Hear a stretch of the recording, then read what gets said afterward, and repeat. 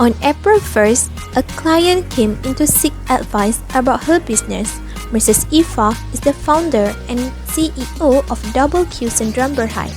WAIDA Syndrome Berhad manufactures and distributes a wide range of paper products, primarily for printing, including regular meat paper, glossy paper, bright white paper, photo paper, heavyweight paper, and inkjet paper. A company is currently dealing with a number of situations that have an impact on the company. At first, WAIDA Syndrome Berhad would like to appoint a new secretary because the previous secretary has quit. They have interviewed two people, namely INDAH and ANDRIANA. Both are over 18 years old and Malaysian citizens. But INDAH has just finished her degree and there is no license approval from CCM, and she is not a member of a body as set out in the 4th schedule of the Act, while ANDRIANA has MICPA approval and is licensed by CCM under Section 20G of the CCM Act 2001. WAIDA Syndrome Berhad does not know which one is suitable to be appointed as secretary.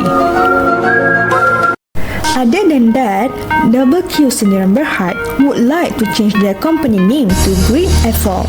This is because the current name is not known to many customers because they do not represent the main product that is being produced. So, with the name Green Effort, this can attract the attention of customers because Effort is the main product produced and there are various types of paper that they sell as mentioned above, while green is to show that they use materials from the environment such as leaves. So, WAIDA Syndrome Berhad would like to ask the secretary for advice on the composition of the company's name. Aside from that, Mrs. IFFAH had received information about one of the company's directors, Ms. Fachrunnisa, who was involved in misappropriating the company's assets. Ms. Fachrunnisa used her position at work to devise a billing scheme. She made false payments by submitting invoices for personal use. She has been using the company's credit card to pay for personal expenses for several months. Run.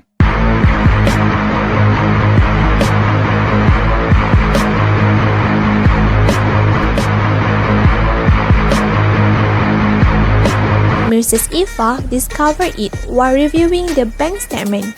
Mrs. IFFAH would like to discuss this matter with other board members and give Ms. Fachrunnisa a chance to represent herself and justify her action before making any decision.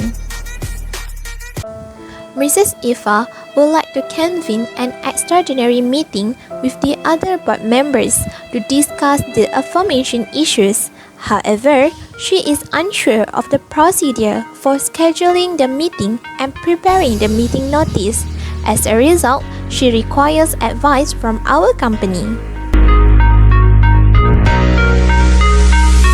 Suggestion to the issues stated. First, for appointment of secretary, the Companies Act of 2016 mandates that each firm selects at least one company secretary and spell out the specifics of that appointment. The aforementioned situation involves two applicants, which is INDAH and ANDRIANA, and their qualification to serve as secretaries are mentioned. Therefore, the organization must consult Section 236 to confirm the requirement needed in order to appointed as company secretary. First of all, the secretary appointed by the board need to be qualified to act under Section 235, which consists of regulation of having at least one secretary, a natural person whose age is 18 years and above, a Malaysian citizen or permanent resident in Malaysia, licensed by CCM under Section 20G of CCM Act 2001, and members of a body as set out in 4th Schedule of the Act. Just note that the 4th Schedule of the Act complement the professional qualification such as being members of Malaysian Institute of Chartered Secretaries and Administrators, MICSA, Malaysian Institute of Accountants or MIA, and many more. The next thing to take into consideration is the person should not disqualified to act under Section 238, whereas he or she is an undischarged bankrupt, convicted in or outside Malaysia of any offences referred to Section 198 or ceased to be a holder of a practicing certificate issued by the registrar.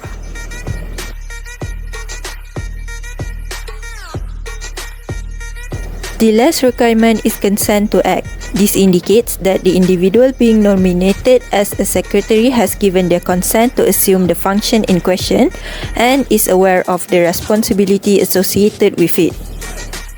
In this case, ANDRIANA is most likely to meet the requirement as a secretary. Since the first secretary has quit, a declaration by person before appointment as secretary need to be sent to CCM within 14 days. Shown is a form of declaration by a person before appointment as secretaries where you can get from SSM website.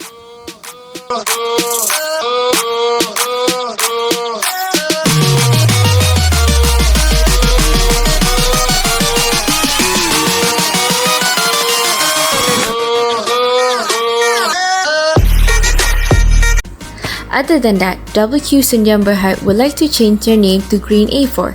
This is because the current name is not known to many customers because they do not represent the main product that is being produced.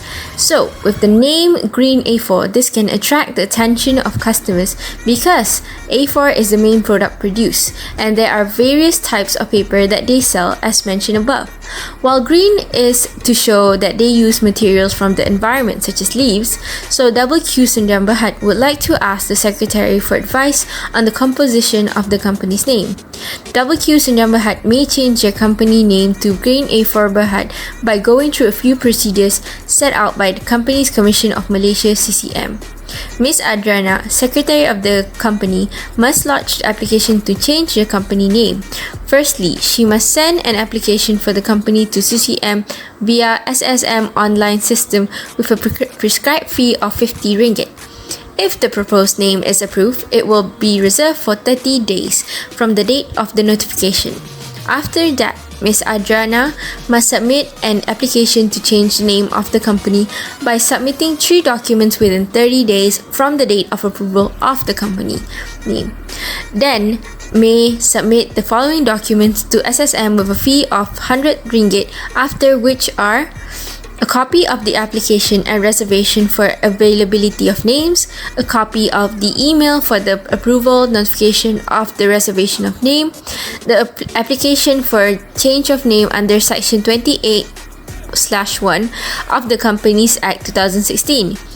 After the verification of change of company name, a notice of change of name will be issued within 1 working day by SSM upon compliance with the procedures and submission of duly completed documents. Certificate of change of name would be issued by SSM upon request together with the prescribed fee.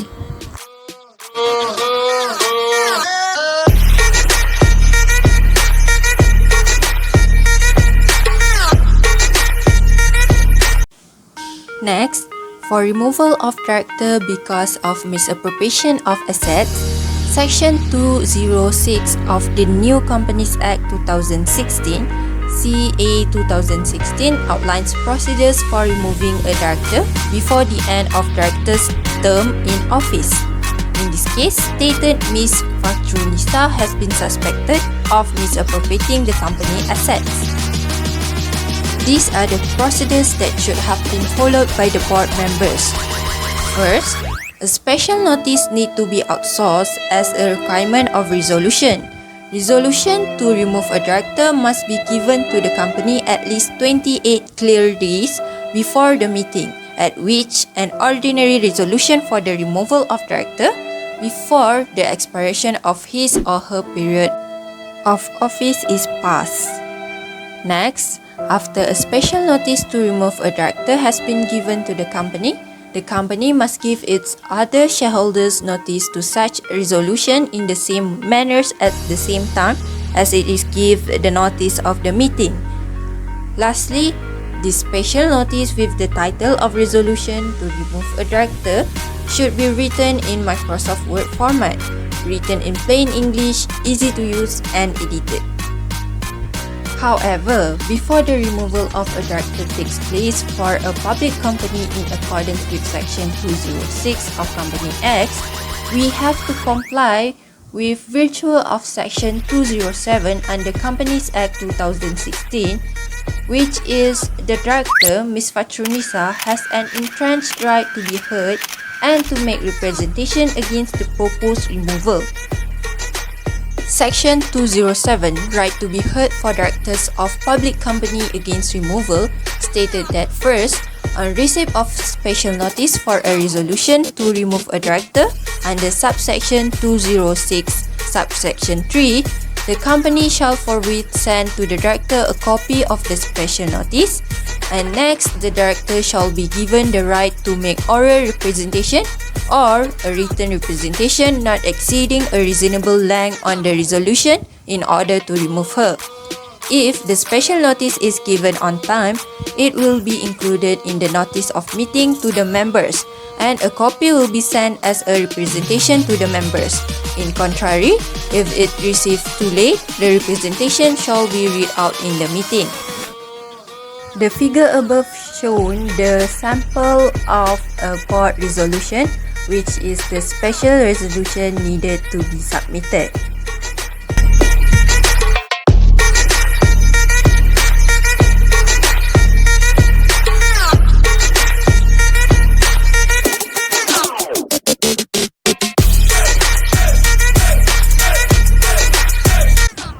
Lastly, a general meeting can be called by giving shorter notice if consent is given by at least 95% of members entitled to vote at such a meeting. An official request must be made by company shareholders and directors who either possess a sufficient portion of the company's share capital or voting rights before an EGM in Malaysia can be held. Once it is confirmed that the EGM will be held, members of the company's board of directors are to notify others about the details of the EGM. A general meeting of a company may be called by giving not less than clear 14 days notice either in writing or through electronic mode issued by Ms. ANDRIANA, the Secretary.